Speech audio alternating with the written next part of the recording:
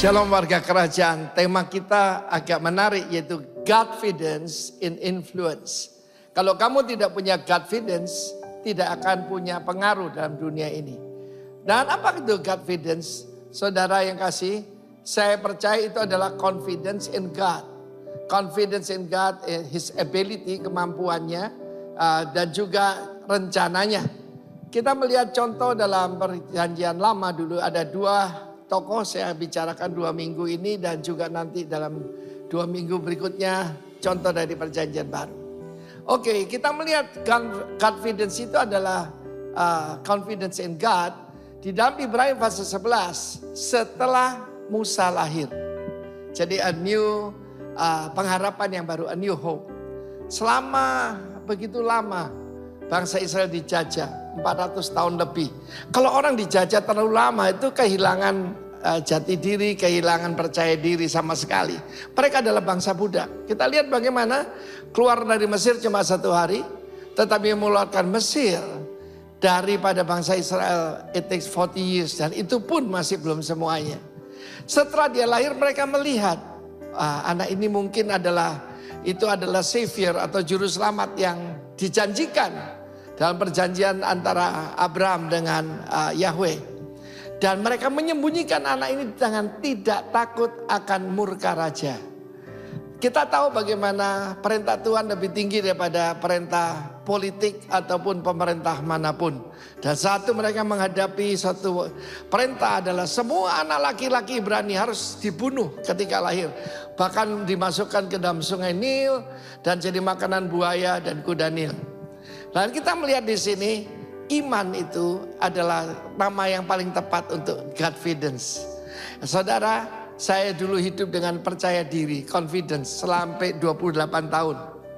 Dan apa yang saya dapatkan, kehancuran dan juga hidup dalam tanpa Tuhan itu betul-betul saudaraku mengalami disaster. Tetapi sejak saat itu ketika confidence saya habis karena bangkrut, karena sakit keras, hampir mati, maka hidup saya dimulai dengan Godfidence. Selanjutnya kita melihat efek daripada orang tua yang beriman. Putri pertama itu menjadi Nabiah. Putra kedua Harun menjadi imam besar. Dan tentu saja tentang Musa.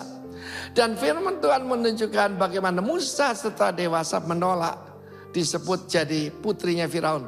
Bisa defy atau menolak segala privilege yang ditawarkan oleh dunia. Dia lebih suka menderita sengsara dengan umat Allah daripada sementara menikmati kesenangan dari dosa. Kata bersama saya, sementara.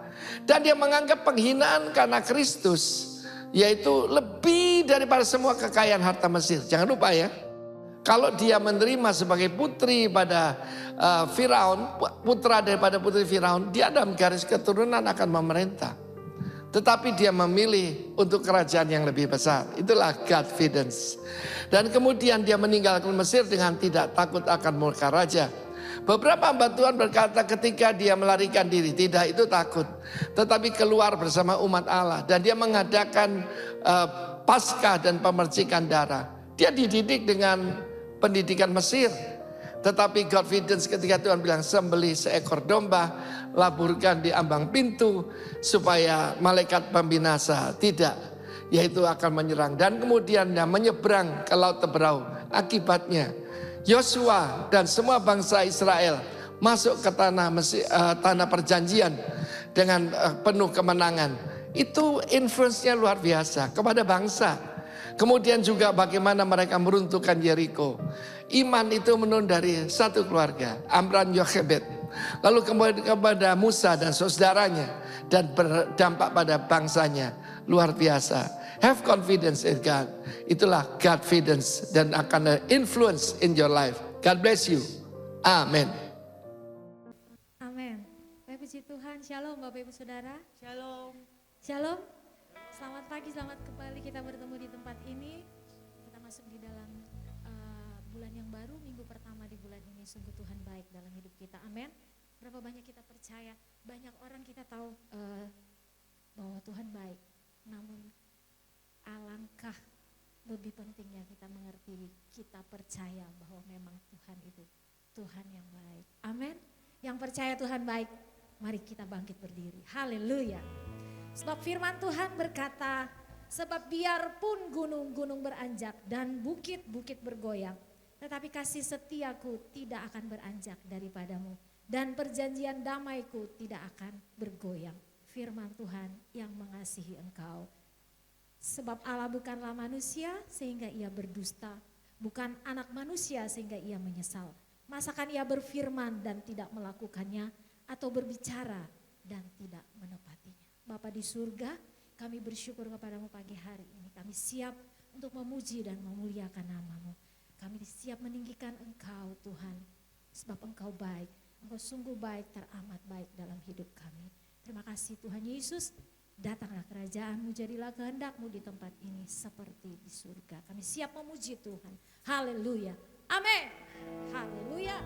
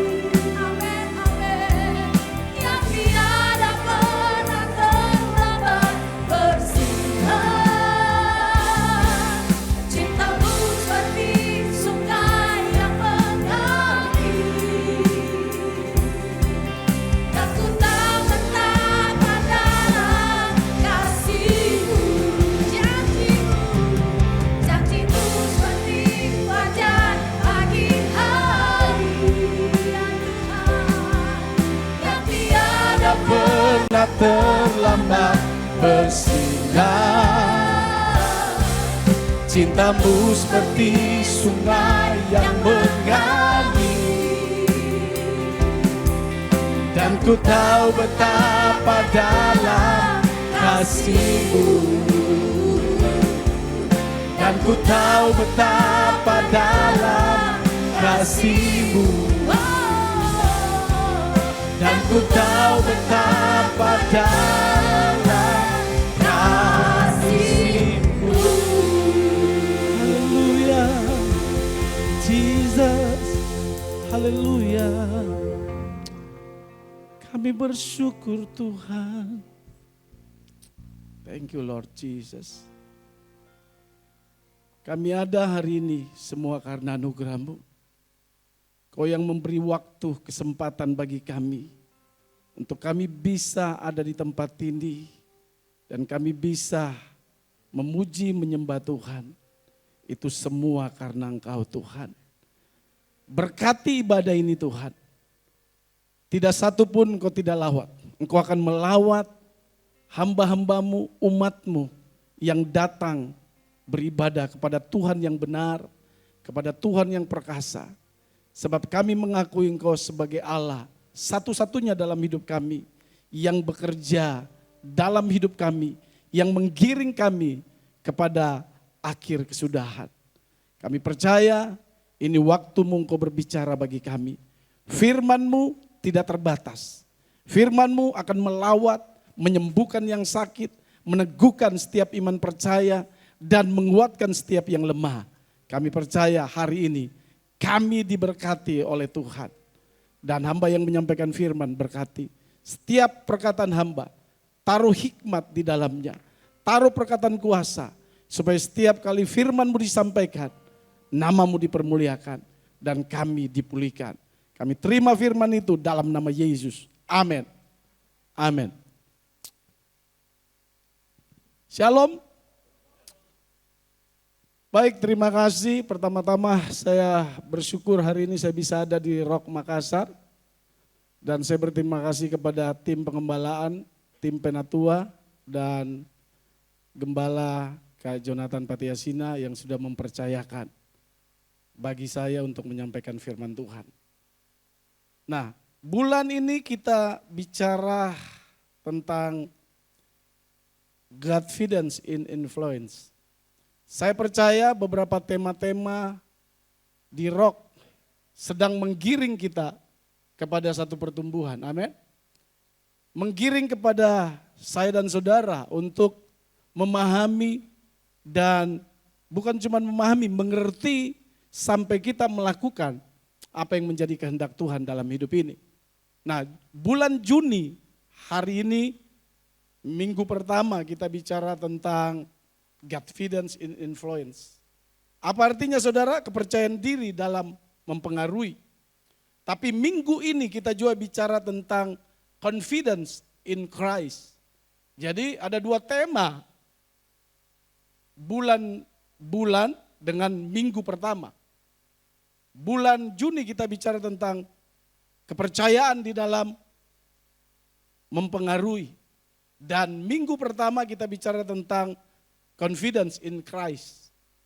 Keyakinan kepada Kristus. Jadi kedua tema ini kita akan gabungkan jadi satu. Supaya menjadi kekuatan orang percaya. Amin. Menjadi sesuatu yang berdampak kepada kehidupan saya, kepada kehidupan saudara, kepada kehidupan dalam berproses. Dalam hal ini kita jalani hidup ini ada banyak hal yang kita akan lewati. Nah, di minggu ini kita juga disuguhkan dengan ayat firman Tuhan dalam Filipi pasal yang keempat, ayat yang ke-13. Kita buka sama-sama saudara. Filipi pasal yang saya buka ayat firman Tuhan dulu. Filipi pasal yang keempat ayat yang ke-13. Segala perkara dapat kutanggung di dalam Dia yang memberikan kekuatan kepadaku. Ayat ini kalau saudara baca dari awal, dari ayat pertama, jemaat Filipi ini ada perselisihan antara pelayan-pelayan Tuhan. Sehingga mereka tidak mengerti apa yang nantinya mereka lakukan di dalam pekerjaan Tuhan. Perselisihan terjadi. Sehingga membuat ketegangan-ketegangan bisa terjadi di dalam perselisihan tersebut. Nah, Rasul Paulus mengingatkan kepada jemaat di Filipi supaya mereka memiliki kesatuan. Saya percaya dalam kehidupan kita ada proses, banyak proses yang kadang kita alami. Tidak jadi masalah saudara. Proses itu biasa. Proses itu hal yang baik jika kita menanggapi dengan cara Tuhan. Sebab proses akan membawa kita kepada pertumbuhan. Proses akan membawa kita kepada pengenalan akan Tuhan yang benar. Dan proses akan membawa kita kepada satu iman yang teguh di dalam kehidupan ini. Nah, kalau saudara lihat proses yang dialami jemaat Filipi, pada akhirnya mereka aman, terkendali. Dan Rasul Paulus bersyukur sekali karena lewat apa yang dia sampaikan, mereka pada akhirnya mereka kembali menjadi satu kesatuan yang utuh.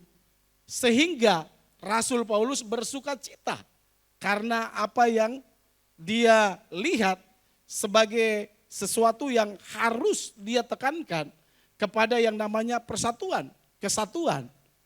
Supaya dalam proses pelayanan mereka menemukan hal-hal yang luar biasa dan bisa berdampak dan mempengaruhi. Nah, inilah yang Rasul Paulus tekankan kepada jemaat di Filipi. Nah, lalu di ayat yang ke-13 di situ dia katakan segala perkara dapat kutanggung di dalam Dia yang memberikan kekuatan kepadaku. Nah, Rasul Paulus punya latar belakang juga ketika menyampaikan firman ini. Rasul Paulus pada saat itu ada di dalam penjara sebagai tahanan rumah. Ruang gerak itu terbatas sekali. Tetapi Rasul Paulus tahu cara melihat Tuhan dengan konsep yang benar di hadapan Tuhan. Sehingga pada waktu keterbatasan dia alami, dia tidak pernah mengeluh. Dan pada akhirnya dia katakan sukacita di dalam Tuhan. Nah, saya percaya bahwa firman Tuhan ini membuat kita mengerti bahwa kehidupan ini kita tidak bisa hindari yang namanya proses kehidupan. Kita tidak bisa menghindari yang namanya tantangan. Kita tidak bisa menghindari yang namanya pergumulan hidup. Tetapi kita harus tahu bahwa apa yang saudara percaya, yaitu Tuhan sebagai kekuatan yang akan membawa kita kepada kemenangan demi kemenangan. Amin. Yang membawa kita keluar dari jalan keluar. Kita keluar daripada proses. Kita keluar dari apa yang kita inginkan itu terjadi dalam kehidupan ini. Nah, itu sebabnya saudara harus mengerti bagaimana Rasul Paulus mengalami tekanan, mengalami proses, mengalami hal-hal yang tidak enak dalam pelayanan. Tapi dia mengerti bagaimana cara mengendalikan dirinya di hadapan Tuhan dan memberikan informasi yang jelas kepada jemaat yang ada di Filipi. Supaya jemaat yang ada di Filipi juga mengerti dan pada akhirnya mereka memuliakan Tuhan. Nah, kita mengerti bahwa hari-hari ini kita diperhadapkan dengan berbagai ancaman saudara. Khususnya kita lihat dalam keadaan orang percaya, kita diperhadapkan dengan tuntutan yang namanya konsumerisme. Apa itu konsumerisme? Yaitu tindakan yang kurang terkendali dalam pembelian barang-barang dengan berlandaskan keinginan kita. Dan itu yang membuat nantinya kita tidak memahami apa artinya yang namanya kelimpahan, apa yang artinya yang namanya kekurangan. Pada akhirnya kita sulit untuk percaya Tuhan di dalam hidup kita yang membawa kita kepada apa? Kemenangan demi kemenangan. Kenapa? Karena kita terjebak dengan konsumerisme yang tinggi. Nah, saya ingat ada satu lagu, saudara, lagunya Kus Plus. Dia katakan, hati senang walaupun tak ada uang. Itu zaman Kus Plus, saya beritahu. Tapi zaman sekarang, enggak. Itu tidak terpakai. Hati senang walaupun tak ada uang. Ada yang mau begitu? Ada? Tidak ada, saudara. Mana ada hati senang walaupun tak ada uang? Tidak ada. Kalau dulu Kus Plus ngomong begitu, saya rasa aman-aman saja mungkin dulu ya. Tapi sekarang tingkat apa? Kebutuhan semakin hari semakin menggila dalam kehidupan ini. Saudara disuguhkan dengan produk-produk yang baru. Saudara disuguhkan dengan berbagai macam yang saudara lihat di media sosial. Dan itu membuat saudara punya keinginan untuk membeli. Nah, kita harus belajar kepada gaya hidup konsumerisme ini akan membawa saudara nantinya ketika saudara mengalami yang namanya masalah, saudara tidak mungkin kuat. Nah, Rasul Paulus bawa kita kepada pengenalan akan Tuhan supaya kita tahu bagaimana caranya bersuka cita di dalam Tuhan dalam keadaan apapun, saudara. Dalam keadaan apapun. Dan itu yang membuat saya dan saudara nantinya mengerti apa yang dimaksud dengan pernyataan Rasul Paulus di ayat yang ke-13. Dia katakan bahwa segala perkara dapat kutanggung di dalam Dia yang memberikan kekuatan kepadaku.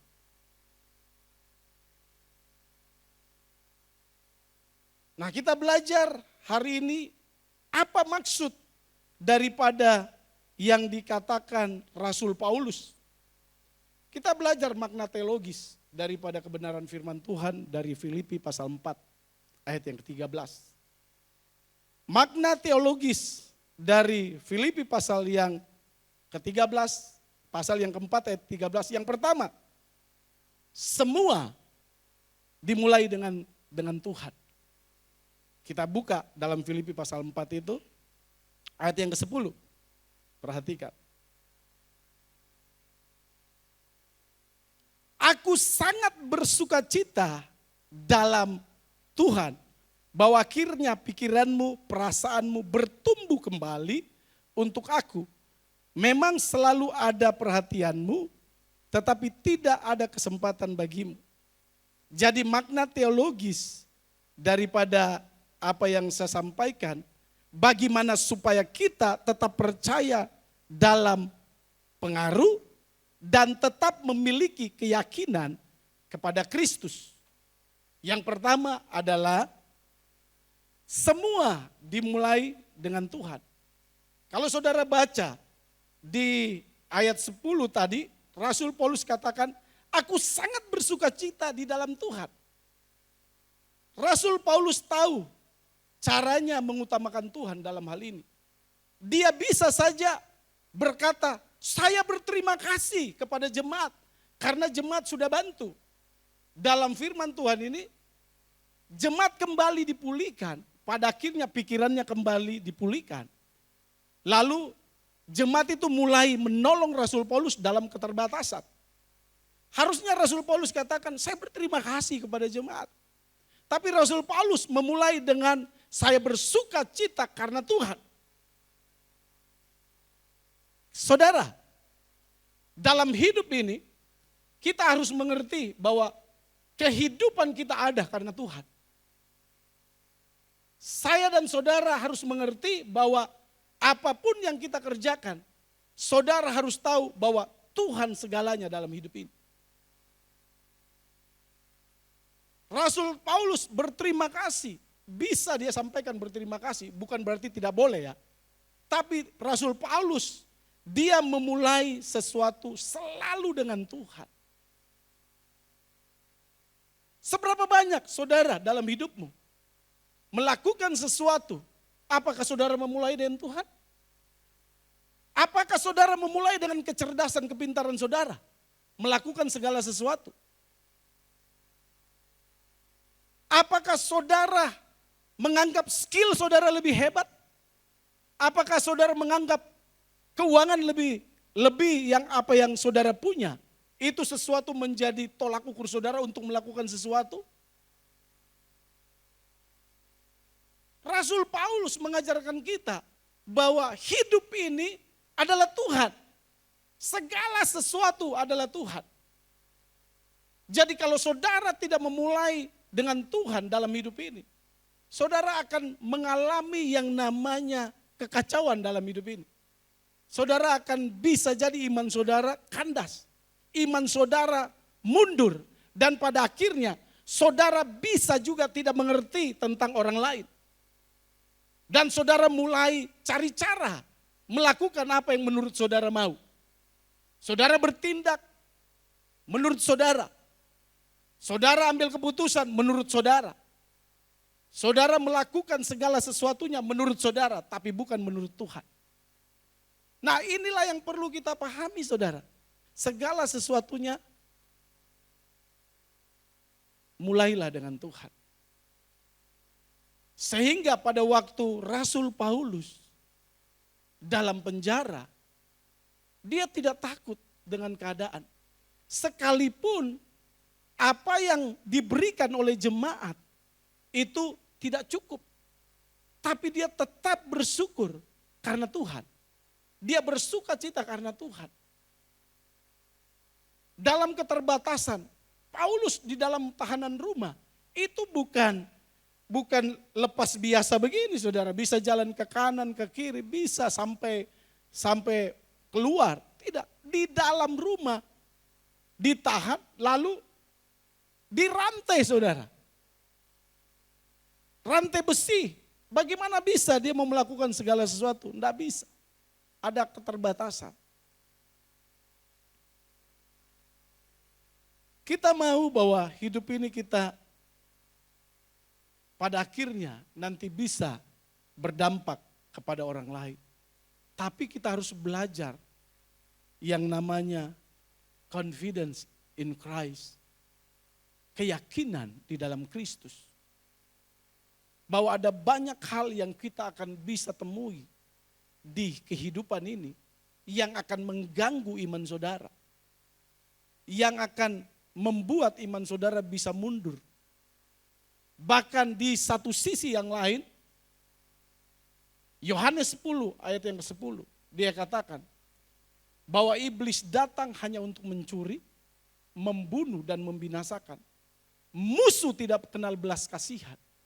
Nah, kalau dengan kita belajar apa yang saya katakan tadi dari makna teologis dari Filipi pasal 4 ayat 13, semua dimulai dengan Tuhan.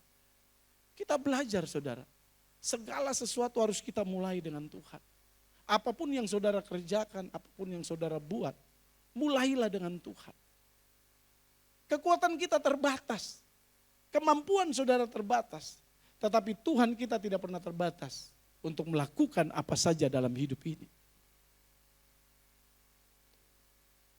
Yang kedua, makna teologis dari Filipi pasal 4 ayat 13, bagaimana supaya kita tetap percaya dalam pengaruh dan tetap memiliki keyakinan di dalam Kristus. Yang kedua, menerima kedaulatan Tuhan dalam hidup kita. Yang kedua, menerima kedaulatan Tuhan dalam hidup kita. Ayat yang ke-11 dan 12 kita baca dari Filipi pasal 4. Ayat yang ke-11 dan yang ke-12. Kukatakan ini bukanlah karena kekurangan. Sebab aku telah belajar mencukupkan diri dalam segala keadaan. Aku tahu apa itu kekurangan. Dan aku tahu apa itu kelimpahan. dalam segala hal dan dalam segala perkara tidak ada sesuatu yang merupakan rahasia bagiku. Baik dalam hal kenyang maupun dalam hal kelaparan, baik dalam hal kelimpahan maupun dalam hal kekurangan. Makna teologis dari firman Tuhan Filipi pasal 4 ayat 13 adalah yang kedua adalah belajar untuk mengerti, memahami, menerima kedaulatan Tuhan dalam kehidupan ini. Kalau saudara belajar menerima kedaulatan Tuhan dalam hidup ini, saudara akan pulih dalam gambar diri saudara. Identitas saudara pulih, gambar diri saudara pulih. Kenapa? Karena kehidupan ini dikendalikan oleh Tuhan.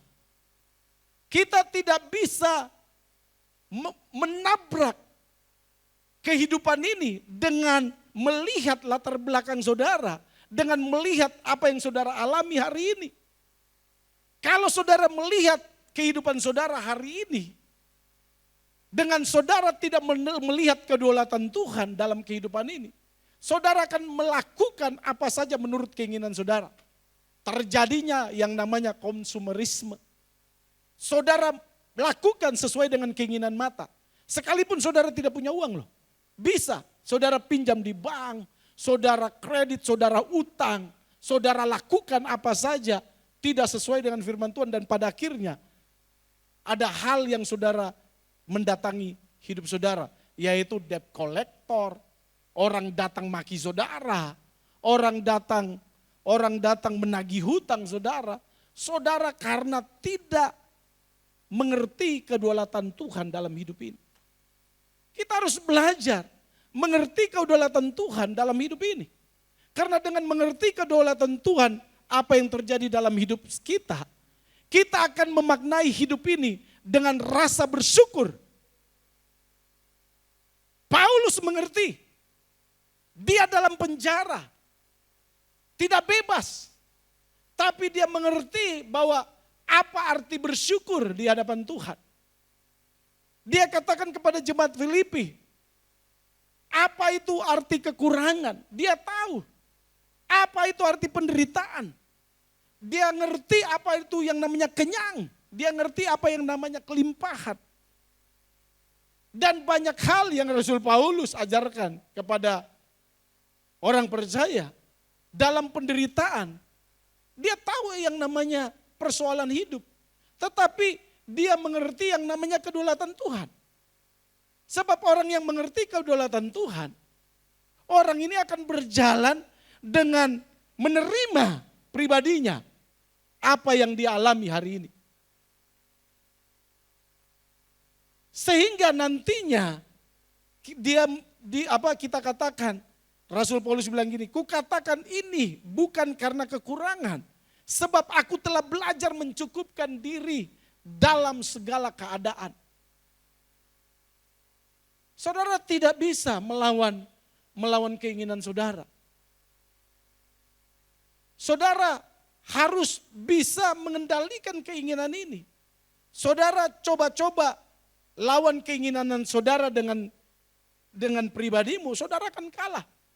Sebab keinginan akan membawa saudara kepada apa yang saudara inginkan.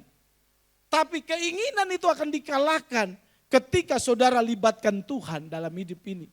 Yaitu mengerti kedaulatan Tuhan yang terjadi dalam hidup ini. Kita belajar menerima keadaannya kita apa adanya. Amin.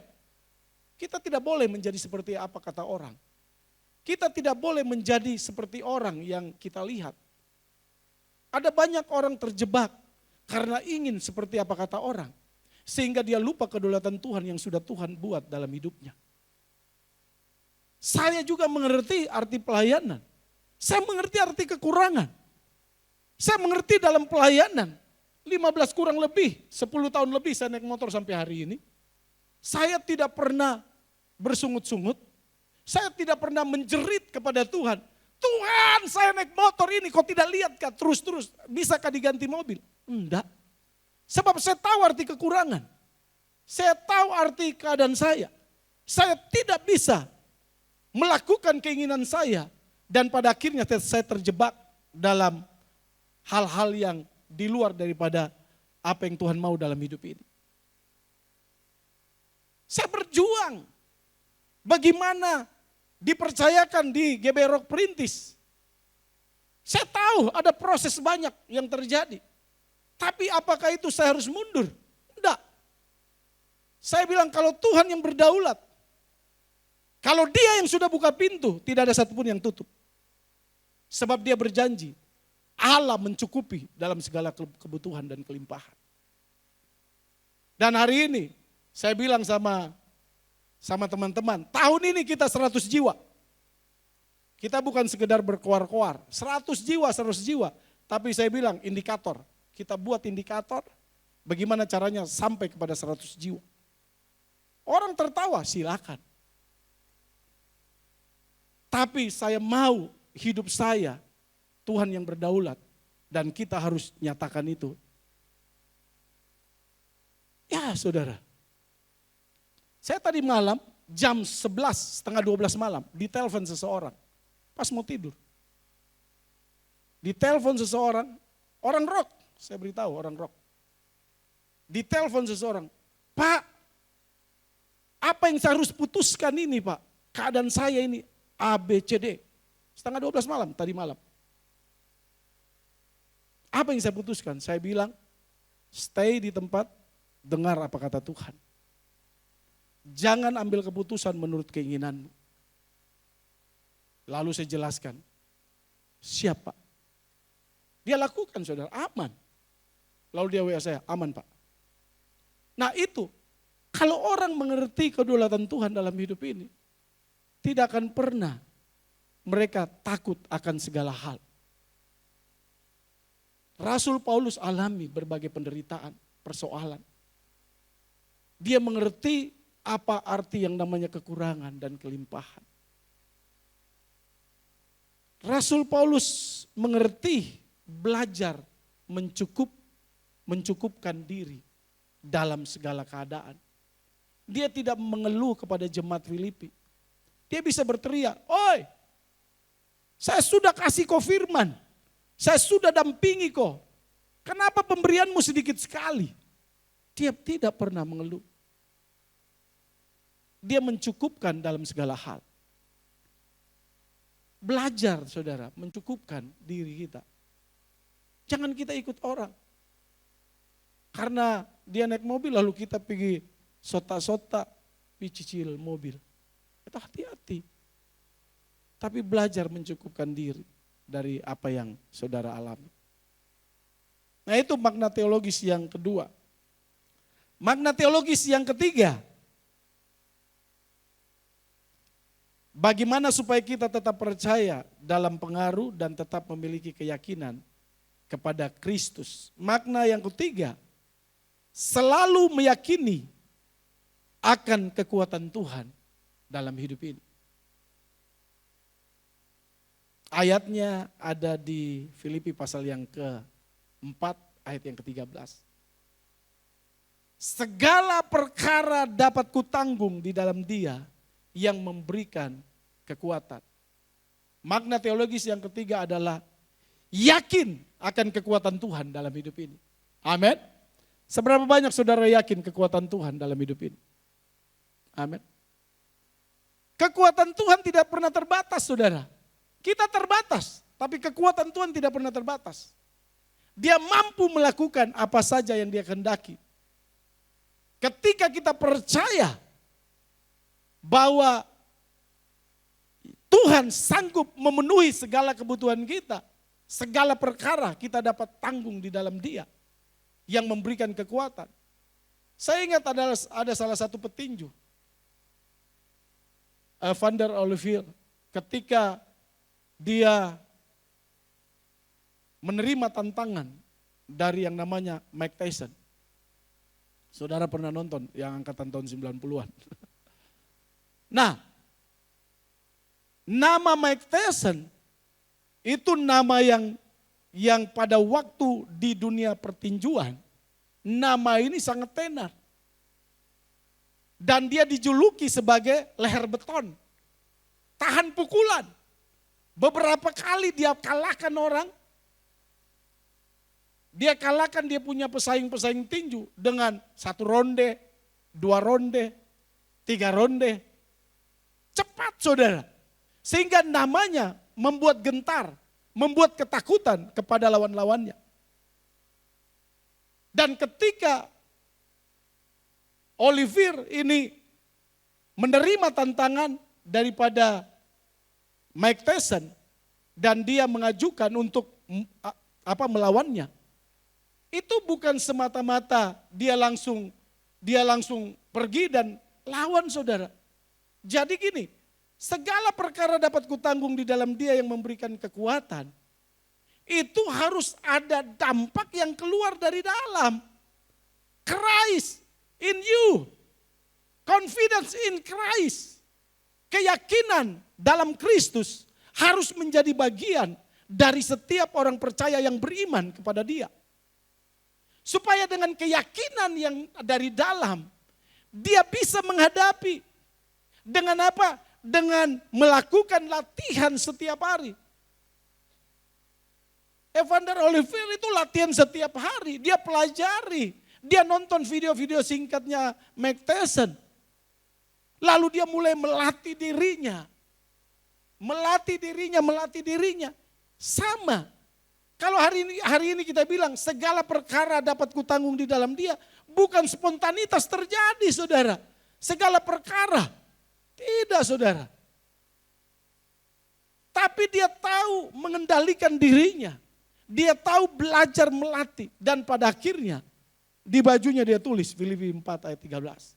Bahkan di leher belakangnya dia tulis Filipi 4 ayat 13. Segala perkara dapat kutanggung di dalam dia. Yang memberikan kekuatan. Nah bagaimana dengan kehidupan rohani kita? Apakah saudara hari-hari ini menjadi lemah? Apakah saudara hari-hari ini menjadi khawatir? Apakah dalam hidupmu menghadapi persoalan saudara takut? Menghadapi berbagai macam hal yang saudara sudah alami? Banyak orang takut, ketakutan di mana-mana. Banyak orang gentar menjalani hidup. Banyak orang-orang yang pada akhirnya menyerah dalam hidup ini. Mereka tidak tahu jalan keluarnya bagaimana. Makanya kita sebagai orang percaya, confidence in Christ harus lahir dari dalam. Amin. Sebab itu yang membuat kekuatan. Tidak ada satupun manusia yang kebal dalam hidup ini. Tidak ada. Kalau hari ini saudara ada di tempat ini memuji dan menyembah Tuhan, saya beritahu itu bukan karena saudara. Karena Kristus yang ada di dalam saudara, yang sudah berproses sehingga engkau dibawa ke tempat ini memuji dan menyembah Tuhan. Makanya miliki keyakinan, miliki yang namanya Kristus. Sehingga pada waktu saudara mengalami proses, saudara tidak akan gentar terhadap apapun. Penderitaan yang dialami oleh Rasul Paulus, dia ngerti bahwa apa yang dia alami tidak menjadi sesuatu yang besar untuk menekan dia dalam menjalani kehidupan dalam Kristus. Kita harus mengerti bahwa dalam hidup ini kita tidak bisa hindari yang namanya persoalan dan proses. Tetapi kalau saudara tahu kekuatan itu ada dalam Kristus, maka saudara akan terima kekuatan itu. Dan itulah yang membawa saudara kepada yang namanya kekuatan. Proses boleh ada dalam hidup ini. Persoalan boleh ada dalam hidup ini. Tapi kita harus tahu bahwa persoalan itu bukanlah sesuatu yang buat saudara lari daripada kehidupan dan meninggalkan Tuhan. Kita buka sama-sama di dalam Yakobus pasal yang ke-1. Ayat yang terakhir saya bagikan saudara. Yakobus pasal yang pertama. Dia katakan, Ayat yang kedua sampai keempat. Saudara-saudaraku, anggaplah sebagai suatu kebahagiaan apabila kamu jatuh ke dalam berbagai-bagai apa? Pencobaan. Sebab kamu tahu bahwa ujian terhadap imanmu itu menghasilkan apa? Ketekunan. Dan biarkanlah ketekunan itu memperoleh buah yang matang supaya kamu menjadi sempurna dan utuh dan tidak kekurangan suatu apapun.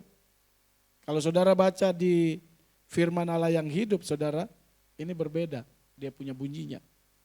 Dia katakan, saudara-saudara sekalian yang saya kasihi, apakah kehidupan saudara sedang dilanda berbagai kesulitan dan cobaan? Kalau demikian, bergembiralah. Adakah dari saudara yang mengalami persoalan, ujian iman saudara dalam pergumulan hidup? Adakah saudara bersuka cita? Bergembira? Yes, hari ini saya ada ujian, saya ada persoalan. Saya senang sekali. Enggak ada saudara. Tidak ada yang katakan demikian. Pasti mukanya muram kadang. Jalannya enggak tegak lagi. Sepertinya mau mati saja. Banyak orang ketika menghadapi persoalan kayaknya mau mati. Padahal Alkitab katakan bergembiralah. Karena jika jalan hidupmu itu sulit, saya beritahu, kesabaran saudara memperoleh kesempatan untuk tumbuh sebenarnya. Firman Tuhan katakan sebab itu biarkanlah kesabaran saudara tumbuh dan janganlah melarikan diri. Dan persoalan yang saudara hadapi, karena apabila kesabaran saudara telah berkembang sepenuhnya dan tumbuh, maka saudara memiliki watak yang kuat dan tidak ada satupun celah kekurangan sesuatu apapun dari hidupmu. Jadi ini yang dikatakan Rasul Paulus katakan tadi, bahwa apa yang dikatakan firman Tuhan di dalam Filipi pasal yang ke-4 tadi, itu menegaskan dia sebagai orang percaya bahwa segala perkara dapat pada akhirnya dia tanggung dalam keadaan kekurangan, dalam keadaan dia di penjara. Dia hadapi dengan tenang karena dia tahu kekuatan itu datang dari Tuhan. Jadi kalau kekuatan itu datang dari Tuhan, confidence in Christ, Kristus yakin ada di dalam, saudara tidak akan pernah melarikan diri dari setiap persoalan. Amin. Saudara akan tetap tenang dan melihat Tuhan sebagai Tuhan yang berdaulat. Amin. Saudara menerima keadaan saudara apa adanya. Saudara gambar diri saudara pulih. Identitas saudara jelas. Karena kita menerima Kristus, yakin, percaya. Nah, inilah yang membawa kepada pengaruh saudara. Kalau saudara terima ini, pengaruhnya akan besar. Pengaruhnya akan berdampak kepada orang lain. Kalau saudara dilihat tidak sesuai apa yang Rasul Paulus katakan, orang mau bilang apa tentang kita? Pengaruh apa yang kita dapat? Enggak ada. Inilah makna teologis daripada Filipi pasal 4 ayat 13. Saya percaya firman Tuhan ini akan menguatkan kita dan memberikan kita apa? Kekuatan semakin hari semakin luar biasa karena kita tahu bahwa Tuhan yang berperkara dengan hidup kita semua. Amin. Tuhan Yesus memberkati, kita berdoa. Bapak, terima kasih buat hari ini, oleh anugerah-Mu kami bisa ada hari ini Tuhan. Bukan karena kekuatan kami. Biarlah firman-Mu yang kami pelajari, yang kami terima di hari ini sebagai kekuatan untuk kami tetap percaya bahwa dalam hidup ini kami hanya mau menaruh Tuhan lebih awal dari segalanya. Kami mau Tuhan Yesus bahwa Tuhanlah yang membuat kami memulai segala sesuatunya. Dan biarlah kami juga menerima kedaulatan Tuhan dalam hidup ini. Sebab Dia yang bertanggung jawab atas hidup kami. Dan pada akhirnya kami tidak merasakan kekurangan. Kami tahu arti kelimpahan dan kekurangan. Dan biarlah firman-Mu yang sangat sederhana dan singkat ini, kami terlalu yakin bahwa kekuatan Tuhan ada dalam hidup kami. Terpujilah nama-Mu, berkati hamba-hamba-Mu, umat-Mu. Sehingga apa yang mereka alami dalam kehidupan ini, mereka tidak gentar dan mereka tidak takut. Sebab Tuhanlah yang menjadi kekuatan. Sebab firman-Mu berkata, segala perkara dapat kutanggung di dalam Dia yang memberikan kekuatan kepadaku. Rasul Paulus menerima itu sebagai kekuatan Tuhan. Sehingga pada waktu dia dalam penjara, dalam keterbatasan, dia tidak pernah meragukan Tuhan. Justru dia bersuka cita karena Tuhan pelihara hidupnya sampai hari itu. Dia menang atas segala kekhawatiran, ketakutan, dan nama-Mu dipermuliakan. Demikian juga umat-umat-Mu di tempat ini Tuhan. Mampukan umat-umat-Mu untuk tetap berjalan. Mampukan hamba-hamba-Mu untuk melewati setiap persoalan apapun yang ada dalam hidup mereka. Mereka tidak menjadi gentar dan ciut. Mereka tidak menjadi ketakutan. Tapi mereka ada dalam kendali Tuhan. Dan mereka tahu Christ in you. Christ ada di dalam mereka. Ada bekerja sampai hari ini. Kami bersyukur buat pagi hari ini Tuhan. Dalam nama Yesus. Amin.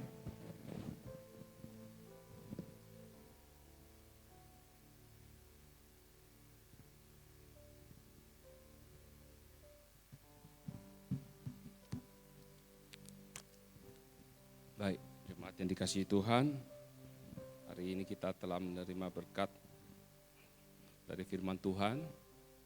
Nah, saat ini kita akan bersama-sama bersekutu di dalam perjamuan kudus dengan tubuh dan darah Yesus. Mari semua semua sudah terima roti anggur? Sudah? Kalau sudah, mari saya ajak berdiri.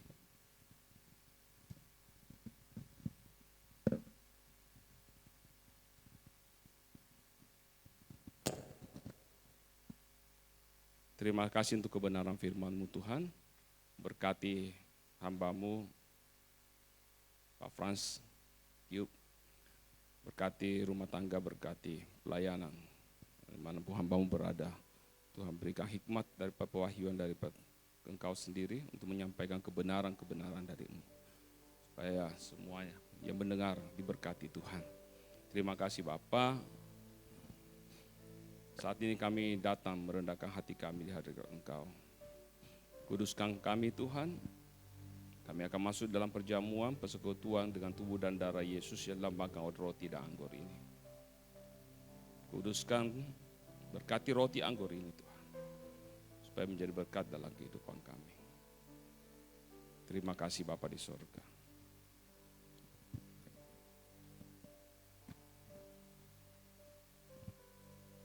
Mari pegang roti di tangan kanan kita dan angkat lebih tinggi dari kepala kita. Sebab apa yang telah aku teruskan kepadamu telah aku terima dari Tuhan, yaitu bahwa Tuhan Yesus pada malam waktu ia diserahkan mengambil roti. Dan sesudah itu ia mengucap syukur atasnya, ia memecah-mecahkannya dan berkata, inilah tubuhku yang diserahkan bagi kamu. Perbuatlah ini menjadi peringatan akan aku. Kalau saudara percaya roti yang kita pegang, yang atasnya kita ucapkan syukur ini. Ada persekutuan kita dengan tubuh Kristus. Amin. Mari kita makan di dalam nama Tuhan Yesus Kristus.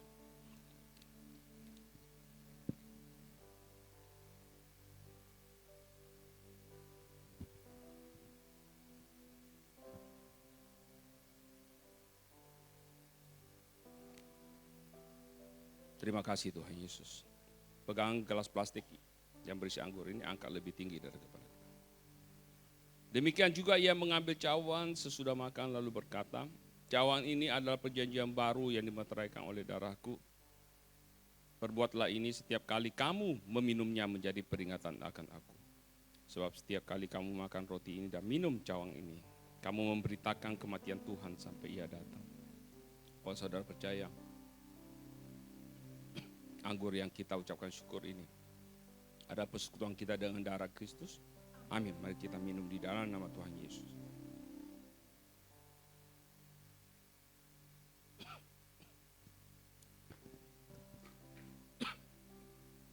Terima kasih Tuhan. Mari kita bersyukur kepada Tuhan. Terima kasih Bapa. Kirabasyata karama. Ayo bersyukur untuk kebaikan-Mu. Terima kasih Tuhan. Ayo percaya semua yang datang dengan kelemahan dan gangguan di dalam kesehatan telah disembuhkan, dipulihkan di dalam nama Yesus Kristus. Yang datang dengan beban berat telah dikuatkan oleh kebenaran firman Tuhan. Yang datang dengan pergumulan diberikan jalan keluar. Tuhan, terima kasih untuk kebaikan-Mu, untuk anugerah-Mu. Kami belajar Tuhan untuk belajar percaya kepadamu. Belajar untuk semakin percaya kepadamu. Dan belajar tetap percaya kepadamu Tuhan. Semua keadaan yang Tuhan izinkan terjadi dalam hidup ini. Kami tahu Tuhan yang ada dalam kami. Pemegang kedaulatan dalam kehidupan kami. Yang memberikan kami kekuatan. Memampukan kami semua. Untuk bertekun di dalam keadaan. Dan kami percaya Engkau akan menolong kami semua, Engkau akan melepaskan kami, Engkau akan memberkati kami. Terima kasih Tuhan Yesus untuk kebaikan-Mu, terima kasih untuk anugerah-Mu. Saya bersyukur di dalam nama Tuhan Yesus Kristus. Amin. Shalom. Puji Tuhan, mari kita akan berdoa untuk memberi persembahan. Bapa, kami mengucap syukur dan berterima kasih Tuhan atas firman-Mu yang telah Engkau nyatakan di dalam kehidupan kami, bahkan Tuhan persekutuan di dalam tubuh dan darah-Mu. Tuhan, kami akan mempersembahkan Tuhan persembahan buat nama-Mu dimuliakan di tempat ini Tuhan, dan di dalam pekerjaan pelayanan di tempat ini. Biarlah nama-Mu saja yang ditinggikan, diagungkan Tuhan. Berkati setiap hamba-hamba-Mu, saudara-saudara kami yang dengan penuh kerelaan Tuhan untuk memberi persembahan Tuhan. Tuhan, biarlah itu dikembalikan berlipat kali ganda. Lewat Tuhan pekerjaan mereka, lewat pelayanan mereka Tuhan, lewat keluarga mereka. Tuhan, kami percaya Tuhan, di dalam nama-Mu ada berkat dan anugerah Tuhan. Di dalam nama Tuhan Yesus Kristus kami mengucap syukur. Haleluya. Amin. Puji nama Tuhan, Bapak Ibu Saudara, kita akan bangkit berdiri sebelum kita akhiri ibadah kita pagi hari ini. Haleluya.